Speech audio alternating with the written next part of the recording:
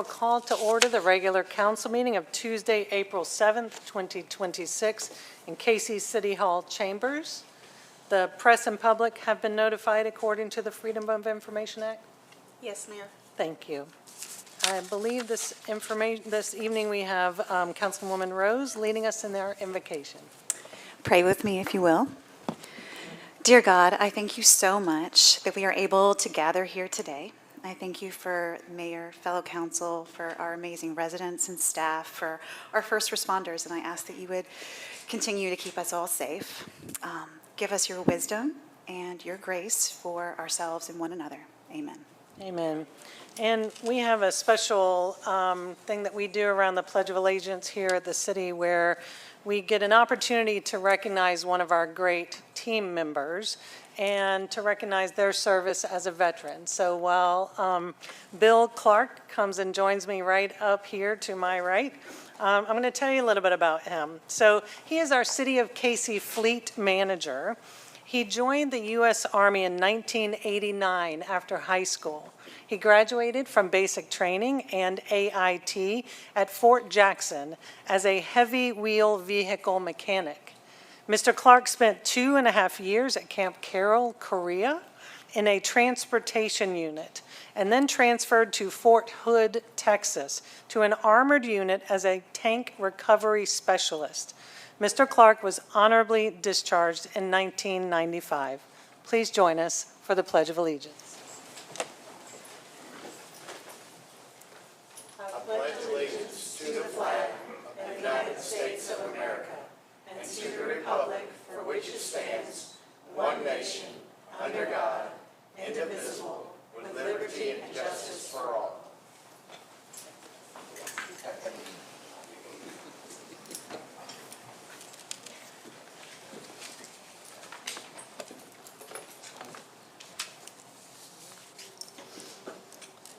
Okay, you have before you a request for the approval of the minutes from the March 3rd and the March 18th council meetings and work sessions. Motion to approve, Mayor, all two of them. Thank you. Second. Thank you. Any discussion? Then I'll call the question. Councilmember All, Yes. Councilmember Thomas, Yes, ma'am. Councilmember Rose, Yes. Mayor. Yes, thank you. So moved. We have public comment regarding items on the agenda. Yes, Mayor, we have 6 signed up.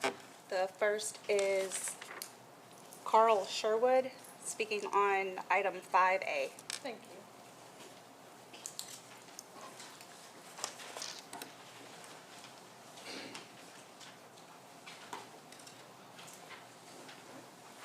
you. Council members, mayor, staff, thank y'all so much for allowing me to be here. I think I may be getting a little bit ahead of myself because I have not reviewed the actual ordinance that is being presented. We've discussed this over the years 2 or 3 different times, and I'm thankful to be able to come back again tonight and trying to give my, I don't want to say my opinion, but give my thoughts. But I think maybe I may be a little bit ahead of the gun. I think I need to do some research.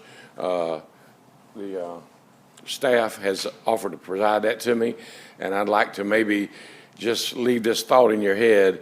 If we're still dealing with derelict buildings in the city, and that is the intentions, is to clean up the derelict buildings from an eyesore to not only that, to a safety issue for security people, police, and fire and rescue.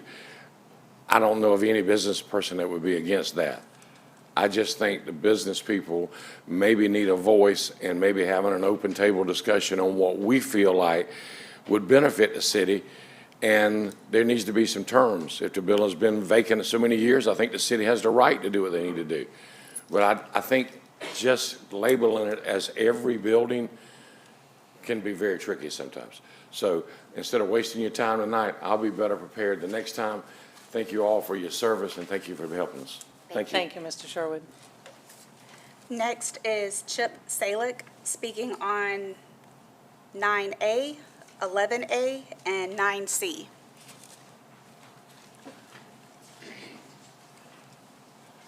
Thank you, Kristen. Council, Mayor, Mike. It's about the troll. And I just wanted to know, is it the city's council's intent to share the research that each of you have done about this troll? And if so, how are you going to present it? From what I read, I'm not showing anything that's going to say that you're going to present any research that you've done.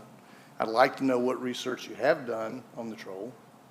And I'd like to know, did that research include researching cities of our size, our demographics, and our geographics? And what was the outcome? I did my own research, and I know that if you read through all that stuff, I'm one of these guys that's trust but verify, okay? And I read a lot of stuff, and I read how much economic development it can bring to a community and things like that. But I couldn't really find a city that was close to what Cayce is. And I didn't do a deep dive research in it because I'm leaving that up to you all. I'm hoping that's what you all are going to do. If you're getting ready to stroke a pen for $350,000, I'm hoping that's been done. The research that I showed, obviously it starts off by these things are temporary in the first place. They're temporary. They're not made to be permanent unless you put them into a structure that can make them permanent, like Eddie is down at Adventure, okay? They last 3 to 5 years. Some can get 10 years, but they're designed that way. If you look at Dabo's site, that's his whole thing, is to show that you can take stuff like that, make something out of it, and then eventually it goes back to where it was before. That's his whole plan, and that's what it says on his website. The average cost of these trolls are $100,000. We're looking at $350,000. I'd like to know what the difference is, because the average cost, even his website and the other stuff that I researched, came to $100,000. These trolls also require constant maintenance, which has to be done by the city. We already struggle now with maintenance in our city. Now we're going to add this other burden of this structure that's being built from wood, whatever you want to build it from. It also is we're going to require volunteers to help build it, okay? A lot of volunteers to help build it. We haven't heard anything about that. We haven't heard anything about a lot of this, okay? It also causes some traffic issues. I did look up and I found one place in Londonderry, Vermont. That population was only 2,000 people, but it was built on a private property, and they did experience a lot of traffic, and eventually it was so much traffic that they shut it down. Now it's not even available for public view. A lot of these things are being constructed by donations, grants, things like that. Yes, some of them are being funded like we've discussed with hospitality taxes up, but did we even consider any of that? Are we looking at funding it from private donations or anything else like that? Have we entertained the idea of joining with Columbia or West Columbia and Cayce? Now, I know that we'd like to say this is ours, but let's be realistic for a minute. In order for the economic development to be realistic, like it's printed, we got to have a bigger place than what we are. We're not Raleigh, North Carolina, who has 5 trolls. They have over 500,000 people. We're not Charlotte, North Carolina, who has over 250,000 people. Their troll has only been there 6 months. I would hope that somebody has made a phone call to them, to their CFO, to their accounting people, and asked, how much have you seen in economic development in the last 6 months since you had this thing built? I don't know if that's been done. So I'm just saying that for something as important as this is to some people, granted, I'm not an artsy person, and I'm not poo-pooing it, and I'm not saying I'm for it, or I'm not saying I'm against it. I'm just saying that you all are in these seats, not for self, not to appease other council members. You're in these seats to support the people that put you there. And I think the least we can do as a council and as a city is to truly inform the people of this city what this troll is all about, what the cons are, the pros are, and what is realistically can be done. I don't know that this is the time. I would think that the $350,000 that you might be getting ready to spend could be used somewhere else and have a good payback as well. I don't know, because you haven't shared that information.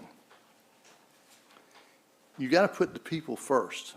We hear about transparency all the time from this group Sir, and from other groups.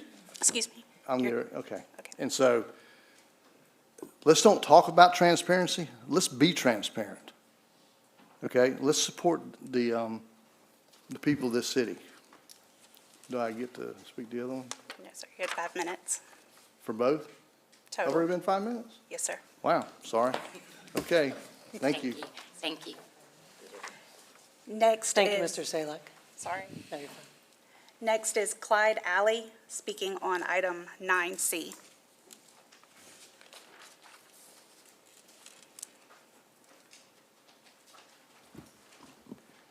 Good evening. My name is Clyde Alley, and some of you have got my emails in regards to Ontario Point. I've been a tenant there for 4 years. Thank you for this executive session in regarding Ontario Point Complex and the changes from the new owner, SFRI and Asset Living, to low-income housing from full market value. We all need answers on what has transpired at the level by the South Carolina Job Economic Development Authority at the public hearing that they had in November of 2025, when this loan was approved. Some of the questions that need to be answered is who at the state level is responsible for this happening? They conducted a so-called behind-door public hearing that was by phone. How come the city was not informed in advance of this tax credit loan happening? And the effect on the city, tax revenue loss between the county and the school and Cayce. Will you have to raise the property taxes in order to cover what's going to be lost because of this change in the tax credit? Does the city have the possibility of legal action?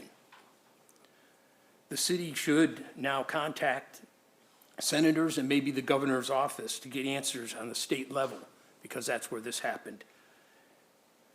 This is affecting all tenants at Ontario Point Apartments. The stress and the anxiety right now that the members of the apartment complex is very stressful, because they don't know if they're staying or they've got to move out. And we're not getting the information that we need right away. Asset Living is picking who stays and who goes. And the on-site management, they've been there for a long time before this new owner. They've been great, but they're being unfortunately put in a situation with this new management. The tenants, one example, we have tenants that their lease is going to expire by in September, and they've gone up to ask about a new full market value lease is what they had. They're saying, no, you can't get one. Then they're given they're asked if they can do the low income, and because it's a full market value, they don't qualify for that. So they're being told that you leave at the end of your lease. You have to move out.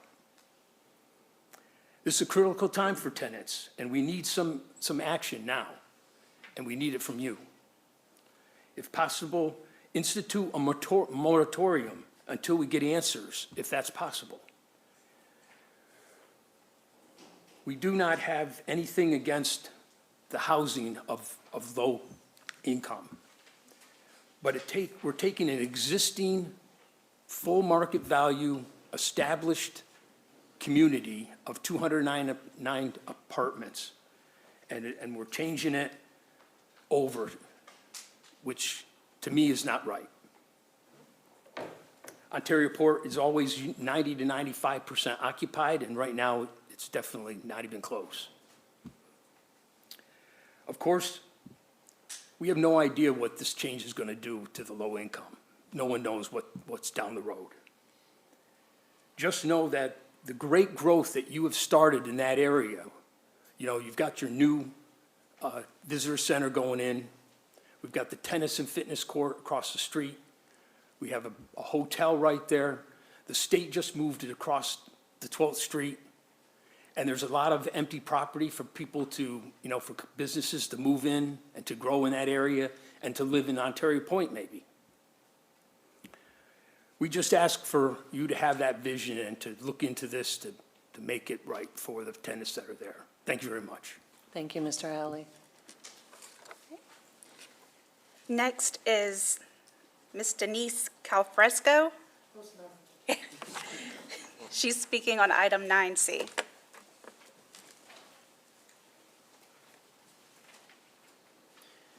Good evening. I'm Denise Calfrancisco. I'm Italian. It's okay. Please forgive my counterpart, Clyde. He's from upstate New York in a town very close to where I'm from, so it is Otari Point Apartments. But, you know, you got to forgive the Yankee and the Yankee. As Clyde said, and I do want to begin with this entire process is not about an us against them mentality of wanting to stop low-income personnel from being able to have affordable housing. That is not what this is about. I did not begin this year expecting to speak on behalf of my fellow residents at Otari Point Apartments, but here we are. My journey started in late February when an elderly neighbor received, without warning, a letter and an unusually invasive questionnaire demanding a swift response, turnaround of just 1 week. And when I sought answers from the front desk, information was scarce. I asked about low-income housing and was met with, it's income-driven, as if that was two different things. So here are the facts. November 6, 2025, the so-called public hearing had taken place. No residents had received any notification of a public hearing or the impending selling and purchasing of Otari Point Apartments at that time.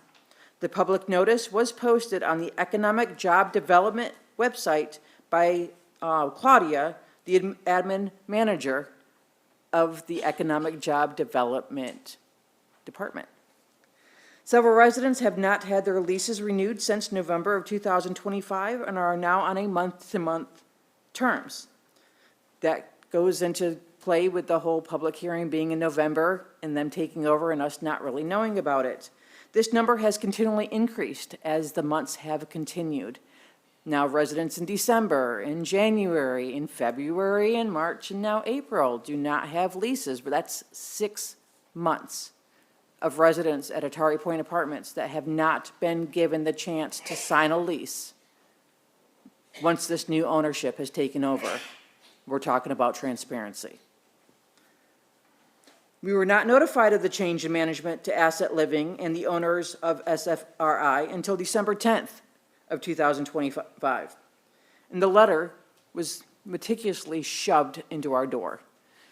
Now, I happen to live in an apartment building that has a breezeway, but many of the apartments at Otari Point, if you've driven through, are lovely little buildings of 4 apartments, and all of the doors face outside. So if the wind blows, it's raining, whatever the element is, that letter could scatter to the wind.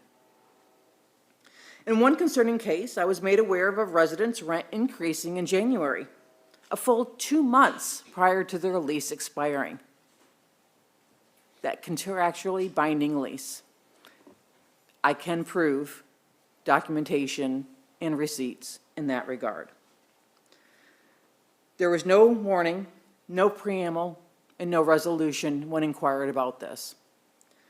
So again, by mid-February, there were hints of significant changes at Otari Point, a community once recognized for excellence by this very city. I have pictures of the award that was presented in 2019. Suddenly, a select resident, but not all residents, had 1 week to fill out the paperwork, which I had hinted about at the beginning of this. That lengthy document was very evasive, asked for everything from cash on hand to veterans benefits. That's not even recognized by the IRS as being considered income. And when that was challenged, the answer was, we don't care, Asset Living requires you will provide it. I will give you a little background. I work for the Department of Veteran Affairs. I explained to these people that that's not considered income. I was met with resistance. Sorry, I lost my place there for a second. So things that are normally not considered to be standard income calculations, and again, they won't listen to reason as far as that's concerned. So I had learned of these changes being made at Otari Point Apartments to begin with. I'm the first person that was told from the elderly neighbor that had received that documentation, was given 1 week to fill it out. Ms. On that Calfresco? paperwork, Your time's up. okay, on that paperwork, it said that if she wanted to vacate, she had 2 months she had to provide a 2-month notice, but had 1 week to fill out the paperwork. So I quickly invited neighbors to my home to share what little I had learned so we could all prepare.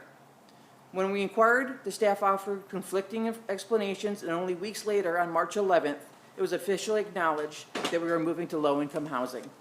That low income has now turned into workforce. If you look at the website now, and there's 2 tiers of a 50% and an 80%, none Ma'am. of that had been forthcoming. And I know that I'm done, so I will just have to end it there and to be continued. Yep. Thank you. Thank you, Ms. Cal Francisco. Next is Katie Height, speaking on item 9A. I'm Hattie Height, longtime Cayce resident and a founding member of the Cayce Arts Guild. And while I'm here, I want to take this opportunity to invite everyone Thursday night from 4:30 to 6:30 at Still Hopes.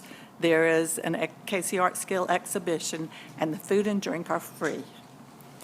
The next thing is not nearly as important as the people who just spoke to, but I want to talk to you about the trolls. My family and I have seen them in person in Maine. They were older than 5 years old, and they looked amazing. They're so thrilling to look at. They're such a tourist attraction. There are lots of visitors coming. It's made with recycled wood, so they're not coming and chopping our trees down or anything. So another hope is that if the trolls come and bring visitors with them, Henry's will open up. Now, wouldn't that be wonderful? We could have Henry's again.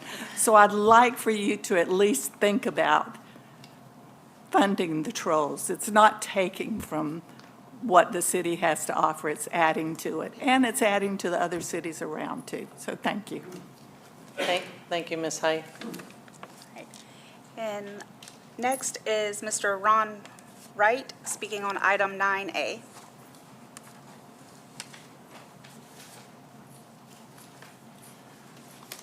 Good evening, council, mayor, our new clerk, city manager.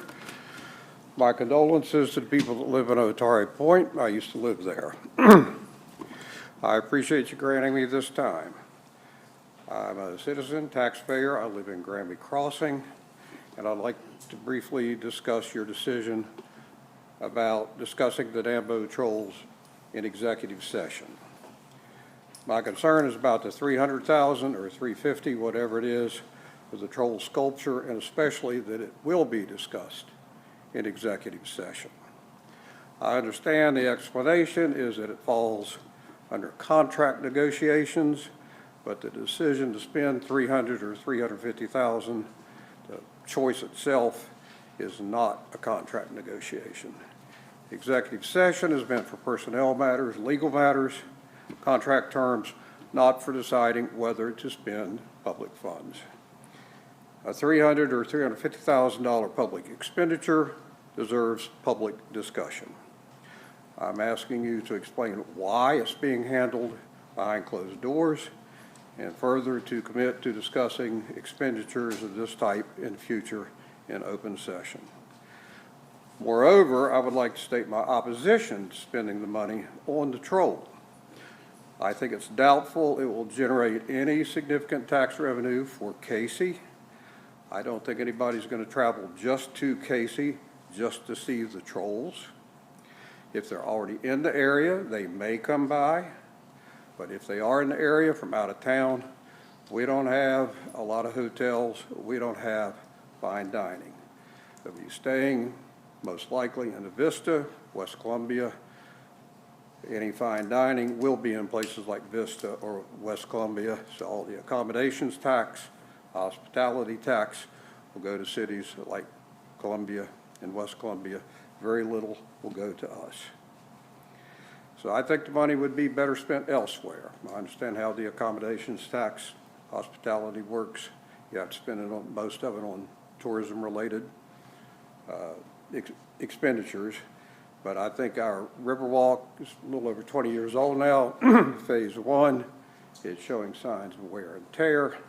I think the 350 would be much better spent on improving what we have rather than spending it on this troll. So thank you for giving me this opportunity to speak. Thank you, Mr. Wright. Thank you. Next, we have a presentation by Thomas Cayce with Stantec Consulting Services Incorporated on the city's Brownfields Grant Program. Mayor Parton, Council, my name is Thomas Cayce, a proud geologist and project manager with Stantec Consulting. Here today to give you a quick update of our Brownfields program here in Cayce. I believe you heard from David Sykes 2 months ago, who gave a quick update from what we had done throughout 2025. And I am here enthusiastically to tell you that we have done quite a lot since January. In fact, we have 5 total sites that we're working on at the moment. Ball with phase 1s, phase 2s, a tank pull, asbestos and lead survey, and more to come. We have properties along Knox Abbott, Frink Street, and Middle Street, and are also making great progress with our community involvement and area-wide planning efforts. We have a team of nearly 10 people working all at once throughout different states onto the project at once, and have together spent, I believe the number is $186,000, which is a tremendous increase from our January count of about $86,000. So in 2 months, we spent nearly $100,000, all of it grant funded, to sort of go towards our goal.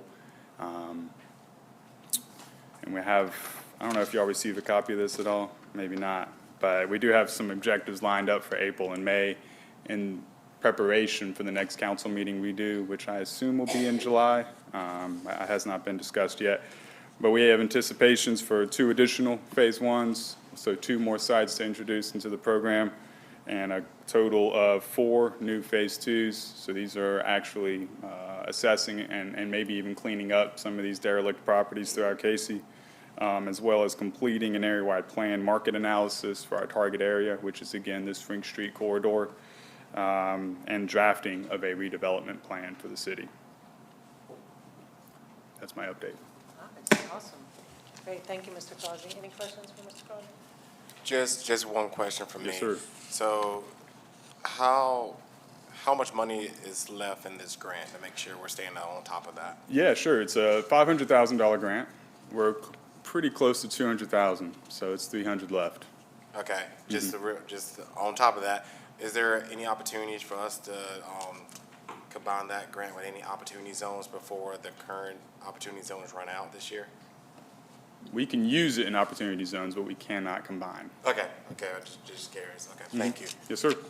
Thank you. Yeah, actually, Thomas, would you just for people, tell people what Brownfields is, if you just give a quick. Thank you for the platform. That would be great, yeah.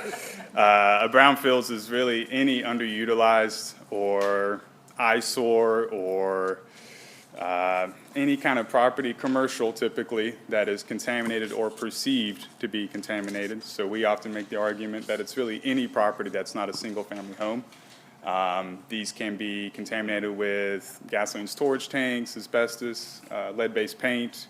It can be oil spills. It can be a volcano even. I mean, you can almost make something up at this point. So there's plenty of properties in Cayce that fit the description, and there is a fairly straightforward kind of checklist on how you get into the program. There's an eligibility form that we do, but this program allows us to assess and help redevelop these properties.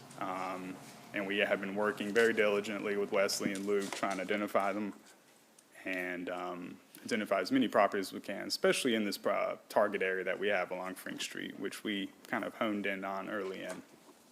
Yeah, so brownfields is a really important economic development tool, and we worked for quite some time to be able to get this grant, and it's a really tough grant to be able to get, and a big deal that we got it, so I'm really pleased to hear, Thomas, how much progress we're making.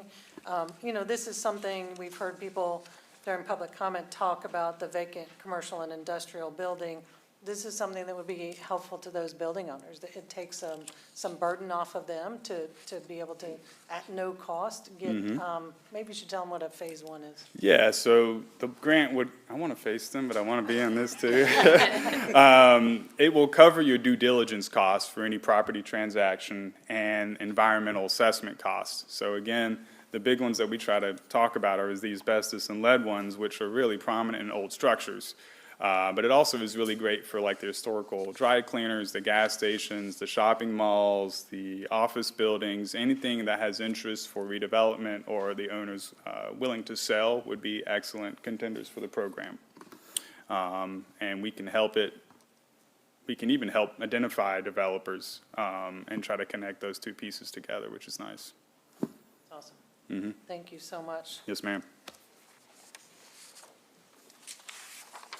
Next, we have discussion and approval to amend the April 22nd, 2026 council meeting date. No amendment needed necessary, ma'am. We are going to have that at October 22nd meeting. Thank you. We have consideration and approval of a resolution authorizing and approving financing through lease purchase and award of lease purchase contract for general fund police vehicles. Yes, thank you, Mayor and Council. Approval of a resolution authorizing and approving finance through a lease purchase and awarding of the lease purchase contract to a finance institution for 4 police vehicles. The police vehicles are approved for purchase by council in the 2025-26 fiscal budget. The financing for all vehicles will total approximately $200,000. Staff contacted up to 17 financial institutions and requested lease purchase finance proposals for the vehicles based on the purchase price. The city did receive 2 responses back, one from First Bank for 3 years at a fixed 4.44%, and for First Community Bank at 3 years at 4.69%. If the city approves the First Bank quote, the annual payments with no down payment will be as followed: $71,285 annually for 3 years at the 4.44%. The total interest paid will be about $13,854. Staff recommends that the lease purchase contract be awarded to First Bank for a 3-year term contract at 4.44% with annual payments in arrears of $71,285 for principal and interest. Staff also recommends that council approve a resolution approving financing through First Bank and that the city manager be authorized to execute those contract documents. Thank you. Do I have a motion for both parts of the staff recommendations? Motion for approval for both parts, Mayor. Second. Thank you. Any discussion? I'll just say that years ago, one of the things that we had done was a replacement vehicle plan. And so that we were being systematic about replacing our police vehicles in particular, but I think all of them, we were kind of on a rotation so that we never got behind. We never had officers who didn't have cars. We never, because when I came in, I mean, we had cars that over half of our public safety fleet had over 100,000 miles or more. And so we slowly tried to dig out of that hole, which was great, but then we created a systematic plan to where every year in the budget, we would, get whatever kept us in that compliance for what our team needed to be able to provide the services that we're providing in the city. So I'd love, as we're looking at the budget planning this year, to see if we could bring to council a vehicle replacement plan like we used to have. Thank you. All right, call the question. Excuse me. Councilmember All, Yes. Councilmember Thomas, Yes. Councilmember Rose? Yes. Mayor? Yes, thank you, so moved. Next, we have consideration and approval of a resolution authorizing and approving financing through lease purchase and award of lease purchase contract. This is for general fund fire vehicle. Yes, again, Mayor and Council, Council's approval is needed for authorizing and approving financing through a lease purchase and awarding of a lease purchase contract to a finance institution for one tower/ladder truck for the fire department. On September 2nd, 2005, council approved for the fire department to purchase a tower ladder truck not to exceed $2.5 million. Pierce, through Spartan Fire and Apparatus, was approved manufacturing for the new tower ladder truck. Spartan Fire was able to find an apparatus that met the city's needs in production and held the apparatus for us. The price of the apparatus is $2.3 million and is expected to be completed in the July-August 26 timeframe. The city will be utilizing settlement funds from a previous ladder apparatus in the amount of $1.15 million as a down payment for the new apparatus.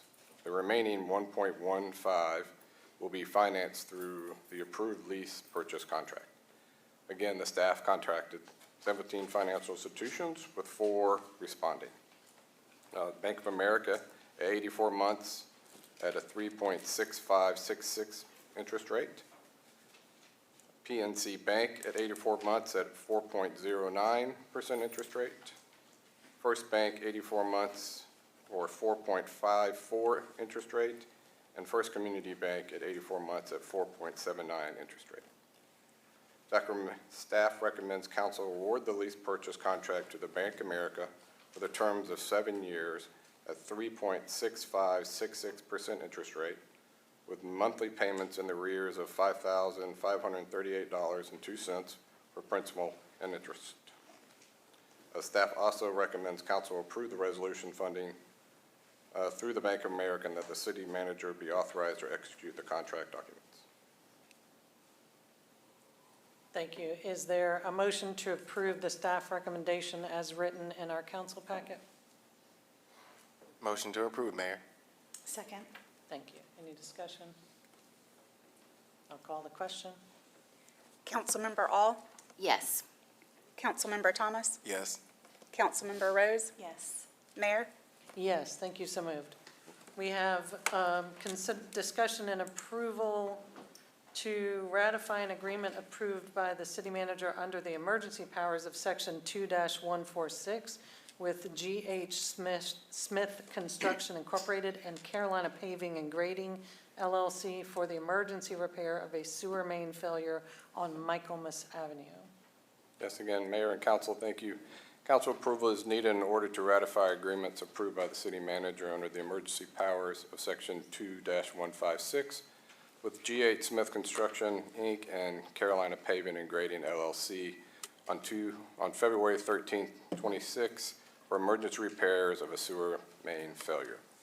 The city had to take immediate action in response to a sewer main failure on Michaelmas Avenue between 8th Street and 10th Street. G.H. Smith Construction provided quotes and the necessary certificates of insurance for the needed repair work, and a price was agreed upon for the needed equipment, materials, and labor to complete this portion of the job.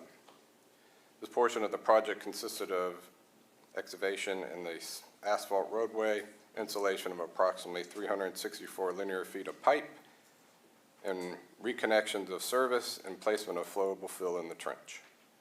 Carolina Paving and Grading provided a quote and the necessary certificates of insurance for the milling and repaving of the asphalt roadway in these same blocks.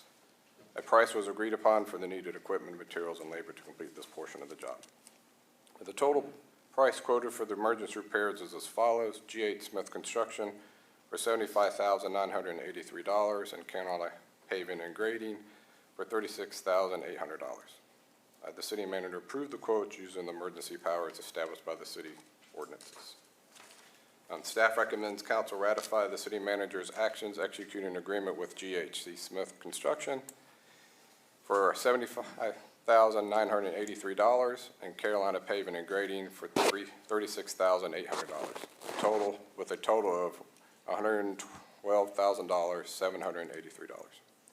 Emergency contracts will be funded as followed. The $75,983 will be from the utilities, water, and sewer capacity reserves, and the $36,800 from the utilities wastewater collection O&M budget for asphalt paving. Thank you. Is there a motion to approve the staff recommendation to ratify the city manager's action executing agreements with G.H. Smith Construction Incorporated for $75,983 and Carolina Paving and Grading LLC for $36,800? Motion to approve, Mayor. Second. Thank you. Any discussion? Yes, ma'am. Yeah. Mike, as we head into budget season, is there a way, or maybe that time frame is too short notice, but we can start to rank what lines that our utilities department sees as the most needed for improvement, so there's a possibility of us being proactive with replacing them before accidents happen? Yes, our budget director will be bringing a proposal to you about how we were trying to be proactive in addressing some rehab of the sewer lines. So we'll look forward to having that conversation. Okay, thank you so much. That's perfect. Thank you. Anybody else? I'll call the question. All right. Councilmember All? Yes. Councilmember Thomas? Yes. Councilmember Rose? Yes. Mayor? Yes, thank you, so moved. Next, we have discussion and approval to ratify an agreement approved by the city manager under the emergency powers of Section 2-146 with G.H. Smith Construction Incorporated and Carolina Paving and Grading LLC for the emergency repair of a sewer main failure on Oakland Avenue. Yes, again, Council and Mayor, Council's approval is needed in order to ratify agreements approved by the city manager under the emergency powers of Section 2-146 with G.H. Smith Construction and the Carolina Paving and Grading for work done on February 13th, 26 for the emergency repair of a sewer main failure. Same story, different road. Thank you. All right, is there a motion from council to ratify the city manager's action executing agreements with G.H. Smith Construction Incorporated for $95,136 and Carolina Paving and Grading LLC for $33,500? Motion to approve, Mayor. Second. Thank you. Any discussion? I'll call the question. Councilmember All? Yes. Councilmember Thomas? Yes. Councilmember Rose? Yes. Mayor? Yes, thank you, so moved. Next, we have discussion and approval of ordinance 2026-04, vacant commercial and industrial building registration ordinance. This is the first reading. Yes, again, thank you, Mayor and Council. Council's approval is needed to amend Chapter 10 of the building registrations or regulations by adding a new Article 5 titled Vacant Commercial and Industrial Building Registration. Over the past several years, City Council and staff have been working to revitalize areas in the city and address community issues related to vacant properties, specifically empty and underutilized commercial and industrial buildings that often lead to blight and underinvestment in surrounding neighborhoods. Staff researched best practices, received due advice in issues with industry experts, and selected to work with us as part of an alumni technology assistance from the Mayor's Institute of the City Design. This was a follow-up to a case study program that the Mayor Parton participated in at no cost to the city in 2015 to help jumpstart the pre-vitalization of the Cayce River Arts District. What resulted was a recommendation to adopt a registration program that could help the city to better address these types of properties. The attached ordinance encompasses the elements of property registration program with escalating fees that would apply to vacant commercial and industrial properties only. Generally, this program will identify and register vacant commercial and industrial buildings, clearly expressing the responsibility of the building owners and provide for administration, enforcement, and penalties. At this time, staff recommends that council approve Ordinance 2026-04 to amend Chapter 10, Building and Building Regulations, added a new Article 5 titled Vacant Commercial and Industrial Building Registrations. And if council does feel at this time to approve the first reading of this. I would suggest, as we've done in the past, to maybe delay second reading. We could also get more information back out to our citizens and have an opportunity, again, as some of them mentioned, to have a little back and forth and hopefully answer a lot of the questions that exist out there. With the upcoming budget, I would suggest maybe the first meeting in July, if that's okay with council, but it's entirely up to you. And that would give us appropriate amount of time, and with the budget meetings that we're going to have up, it's going to be a pretty full docket for the next several meetings. But just a recommendation to council. Thank you. Is there a motion to approve the staff recommendation that City Council approve ordinance 2026-04 to amend Chapter 10, Buildings and Building Regulations, adding a new Article 5 titled Vacant Commercial and Industrial Building Registration, and if so, suggest when you'd like second reading. Motion to approve staff recommendation, and I suggest the second reading be in July, as city manager suggested. Okay. Is there a second?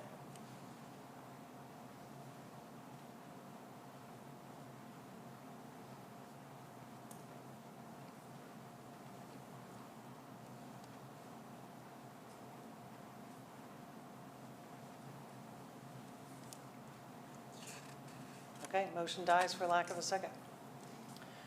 Next, we have approval to enter the following committee-approved minutes into the city record. We have the Cayce Historical Museum Commission from February 4th, 2026.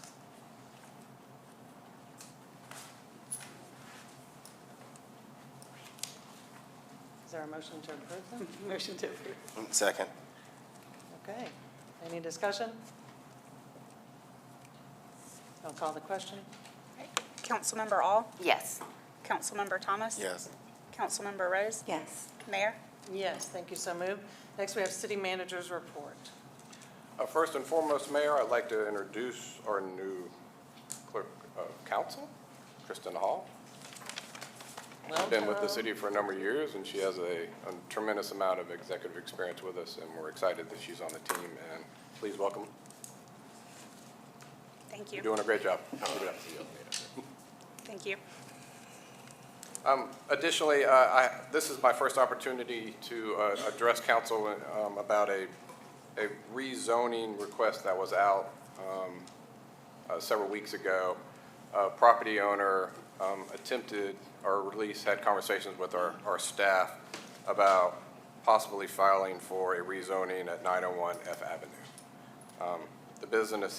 There was a business that expressed interest in developing a location at 900 Knox Ave Drive. It was a contingent upon acquiring 901 F Avenue and rezoning it to commercial and combining the two parcels into this one project. The process began with the property owner inquiring with the City of Cayce staff about the possibility of rezoning 901 F Avenue. Staff advised that they would not support such a request and it's inconsistent with the future land use map. And staff also noted that surrounding property owners and the community stakeholders would unlikely agree to the rezoning. Following this feedback, the property owner met with neighboring property owners and community stakeholders to gauge their level of support. Since that meeting, the owners have not engaged any further with the city. However, we do know the owners, Trinity Partners, continue to work with possible tenants at the 900 Knox Abbott property.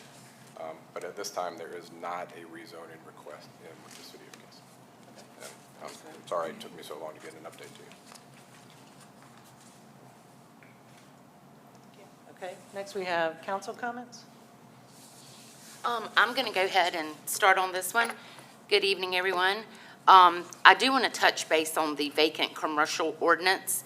I did not feel that I was prepared to, for that first reading, to support the first reading. I do agree fully that we need to address some of these problems. The appearance and property condition are my primary concerns. The vacancy can be due to many factors, though, such as economic conditions or road conditions.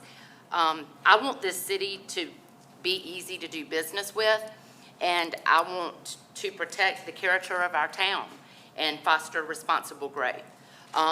One question that I had, for instance, in this ordinance was with George Roberts, if their other half of their building is not rented, How much time do we allow? Again, I do support some of this ordinance, but want to get more input and see if we can bring something that is more suitable to all of our stakeholders. If buildings meet codes and take care of exterior, that is what I would like to see. Yes, Mayor, just to go off of Councilwoman Hall, I just feel like personally, this is something, we just had a very successful work session, so I just want to give Mike his kudos and the whole entire staff. Y'all did an amazing job. It was amazing. Something I fought for the last 3 years, and it was beautiful. So just thank you so much. It was such amazing to get to truly get to know our staff and just to know how passionate that they are for our city and that they're working for you and that they want to do the best interest for you. So Mike, just kudos. But just going off that, I just really feel like, because this is the third time this has come up to council and the third time it's failed. But this is something we can discuss at a work session where we can hear from staff to know whether this is a tool that they want, where we can then talk amongst ourselves legally, how do you really feel about this ordinance? And if the majority truly does want it, that's fine, but we got to do the research, and we got to talk amongst ourselves about what is the best approach to fill these vacant properties. I've spoken with some of these vacant property owners, and in my district, and just by clear communication, and we haven't always agreed on everything, but there's one property owner that has reached out to me and said, Councilman Thomas, I really appreciate our communication. I've started to clean up my property. You haven't forced me to do it, but we've had good communication. We haven't agreed on everything, but I appreciate your approach with me. And I appreciated that property owner let me know that. I want to work with our property owners. And I know when you read the ordinance, there is a penalty. However, this is the third time it's been brought up. I would love to, yes, ma'am, Mayor, it was 2023, 2025, and right now. But I would love to see if ways we can incentivize. Whether that option is shot down, we discussed it. If we're talking about a penalty, I would love to talk about an incentive. And then whether it gets shot down or not, that's totally fine, but we brought all ideas and items to the table. So that's my opinion on that, and if we talk about it at a work session, that's totally fine. But that's where I feel like this ordinance should be, as with other ordinances, where we can truly talk amongst ourselves to see where we agree, where we disagree, truly hear staff recommendation, and then go from there. So with that being said, I'm doing a listening tour for District 2 residents, and I'm very blessed that our city manager, Mike Connolly, and our amazing police chief, Bruce Wade, have agreed to accompany me to 3 amazing parks in District 2. Kelly Jones Park, which will start the first one tomorrow from 5:15 to 6:15 p.m. Burnett Park next Wednesday, April 15th from 5:15 to 6:15. And then ending with Glenwood Park on Tuesday, April 21st from 5:15 to 6:15. And I always want to do the best I can to make sure my District 2 constituents feel heard and valued and listened to. And so residents are invited to share their ideas on park improvements as well as neighborhood improvements. And then Chief Wade is there because safety is the #1 thing. If you don't feel safe in your city or your neighborhood, your quality of life is not going to be good. And everyone in every corner of our beautiful city, or definitely in District 2, I want to make sure you feel safe. You deserve to feel safe in District 2 and in the city of Cayce. So I'm very blessed to have our police chief there, as well as highlighting any priorities for city funding that could improve District 2 or the city of Cayce overall. So this is an opportunity where we have our city manager, who is the CEO of our city, and we have our police chief, who is in charge of keeping us safe. They're there to listen to you, hear your opinions, and go back to the drawing board so they know how they can best take care of you in a sense of the budget, in a sense of safety. So again, tomorrow we'll be in Riverland Park at Kelly Jones Park from 5:15 to 6:15. Next Wednesday, April 15th, from 5:15 to 6:15. And then Tuesday, April 21st at Glenwood Park from 5:15 to 6:15. Next, I'm very grateful to once again partner with the Cayce West Columbia Block Party Committee to bring valuable resources to residents. This year's block party on Saturday, June 13th on James Street will feature free blood pressure screenings and health information from Prisma Health from 12 to 4 p.m., along with great food, fun, and fellowship. If you haven't gone to the block party, you're truly missing out on a lot of fun, and the food is amazing. Last year, I was very blessed to get the Lexington County Mobile Library to come out, and it was so beautiful seeing like the kids get so excited. Some of the kids or the parents didn't have library cards, so they were able to get a library card and check out some books. That's what we want for our families, to be able to read over the summer and connect. So I'm very blessed that Prisma Health is coming into our city to give free blood pressure screening. So if you haven't had your blood pressure checked in a while, please take advantage of this free service, because your health is important, and more important, you matter. So I really would appreciate if you come out, get your blood pressure on screenings, get some great food and fellowship with your awesome Cayce residents. And, just listening to my constituents from the last cleanup that I did in Dr. Martin Luther King weekend, we're going to have a litter cleanup in Riverland Park. So far in District 2, we've removed over 1,100 pounds of litter.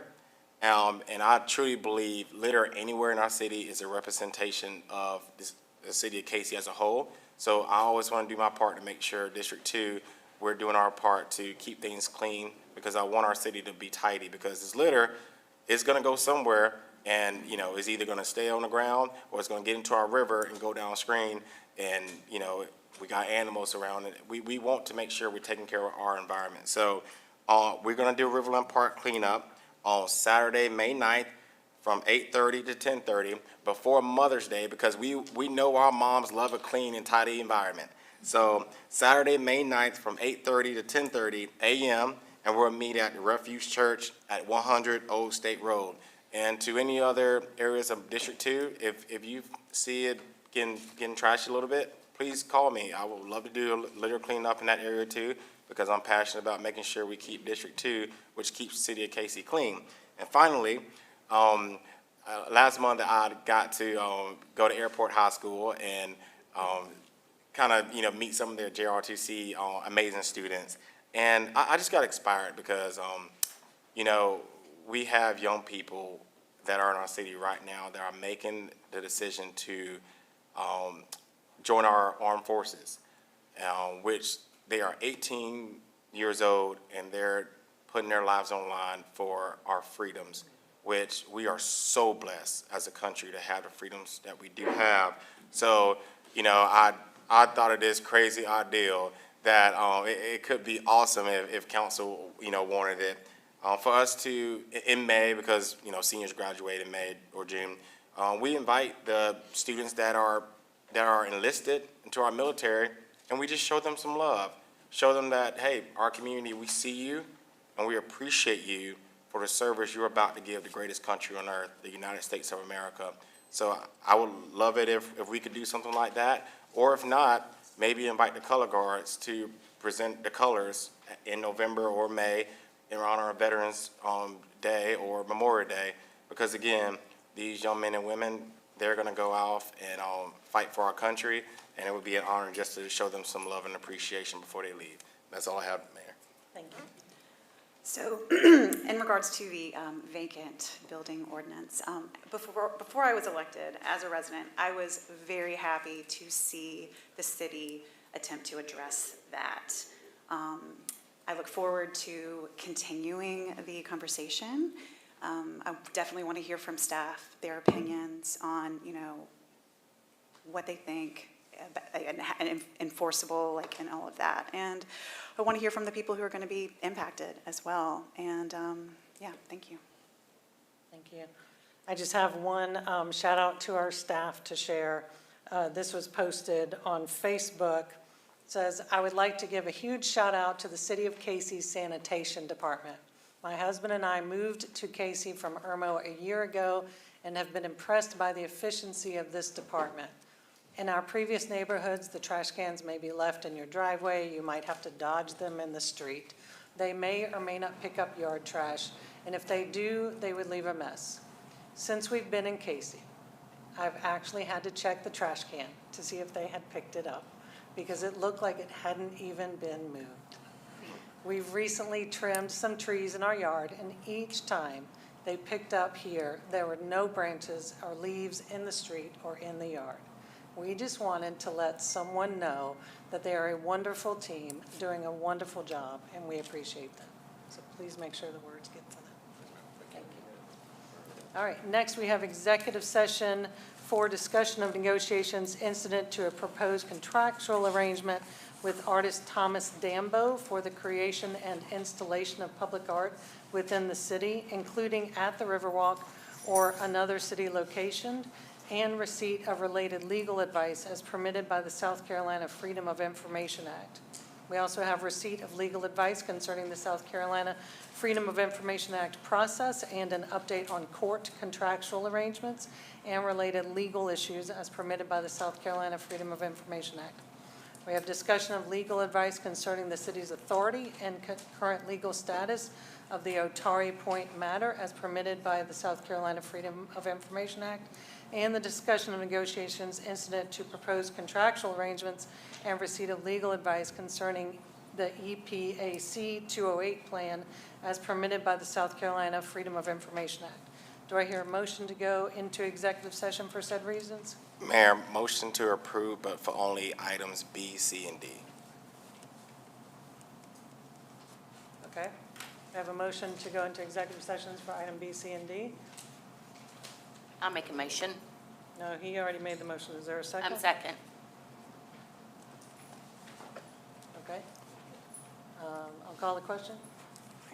Councilmember All, Yes. Councilmember Thomas, Yes. Councilmember Rose, Yes. Mayor. Yes, thank you. So moved. I will clarify. Is there a motion to go into executive session for item A? Motion to go into executive session for item A. Okay, is there a second?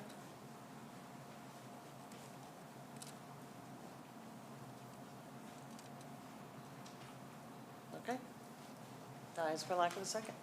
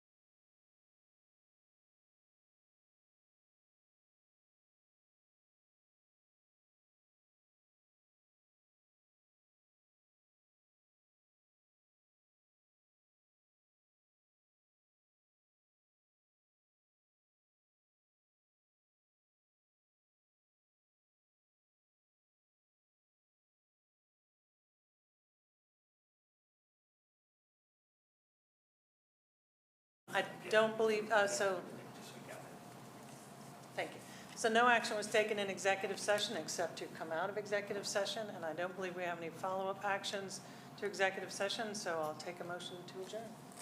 Motion to adjourn. Second. I'll call the question. Councilmember All? Yes. Councilmember Thomas? Yes, ma'am. Councilmember Rose? Yes. Mayor? Yes, thank you so much. Y'all have a great night. Thank you. You did the same.